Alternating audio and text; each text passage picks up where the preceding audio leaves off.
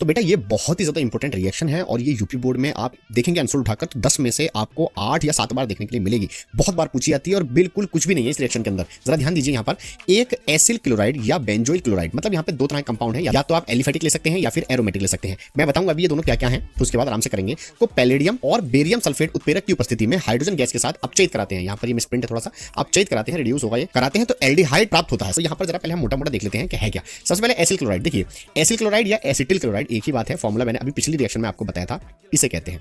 ठीक, अगर मैं R की जगह पर CH3 रख दूं मान लो यहाँ पर, तो ये बन जाएगा CO, और इसकी जगह पर मैं Cl रख दूं तो ये बन जाएगा हमारे पास कुछ इस तरीके से। ठीक है, दूसरा है बेंजोइल क्लोराइड। अब बेंजोइल क्लोराइड क्या है, अब इसकी जगह पर आपको C6H5 रख देना है, बाकी सब चीज ऐसी रहेगी, और इसकी जगह पर आ जाएगा Cl, तो ये बन जाएगा बेंजोइल क्लोराइड। तो ये आप चाहे तो रिंग में भी बना सकते हैं इस तरीके से, क्योंकि बेंजीन का फॉर्मूला होता है, और यहाँ पर मैं नीचे लटका देता हूँ, चलिए COCl, तो ये हमारा स्ट्रक्चर फॉर्मूला हो गया है और ये हमारा मॉलिक्यूलर फॉर्मूला हो गया। ठीक है ना, तो यहाँ पर एक चीज और है हमारे पास, हाइड्रोजन गैस। अब देखिए हाइड्रोजन गैस हमारे पास में H2 होती है, बस इतनी सारी चीजें हैं, हमें इनको अरेंज करना है डेफिनेशन के हिसाब से, और देखिए फिर कितने आराम से ये हो जाएगी। एसिल क्लोराइड यानी कि हमारे पास फॉर्मूला है CH3 CO और Cl। ठीक है, प्लस किसके साथ रिएक्शन करा रहे हैं, हाइड्रोजन गैस के साथ, तो H2 को मैं थोड़ी देर के लिए आप ऐसा मान लीजिए कि मैंने इस तरीके से लिख लिया है, H2 को मैं इस तरीके से लिख सकता हूं, और यहाँ पर जो मुझे उत्प्रेरक दे रखे हैं वो मैं डाल देता हूं। यहाँ पर उत्प्रेरक दे रखा मुझे इस तरीके से दे रखा है। ठीक है, तो यहाँ पर देखिए क्या होगा, इस पर प्लस है इस पर माइनस है, ये दोनों हमारे क्या बनाएंगे, HCl बना लेंगे। तो बना लो भाई HCl, कौन रोक सकता है। फिर उसके बाद में ये जो बचा H, ये यहाँ जुड़ जाएगा आपका, तो बन जाएगा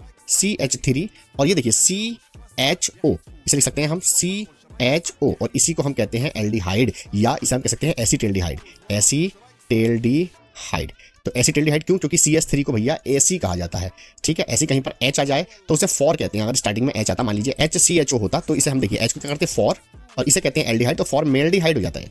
समझ गए, तो इस तरीके से हमें पता होनी चाहिए कुछ चीजें जो कि बहुत ज्यादा काम आती है हमारे। तो ये तो हो गई एलिफेटिक की बात। अब हम एरोमेटिक की बात करके देखते हैं जरा। दूसरी रिएक्शन क्या है, बेंजोइल क्लोराइड। बेंजोइल क्लोराइड भैया इस तरीके से बनता है, मैंने ये बताया था, और यहाँ पे लगा दो COCl, किसके साथ करा रहे हैं, हाइड्रोजन के साथ। तो हाइड्रोजन को आप इस तरीके से लिख लीजिए HH करके, वैसे तो H2 लिखना आप, लेकिन मैं आपको समझाने के लिए बता रहा हूँ।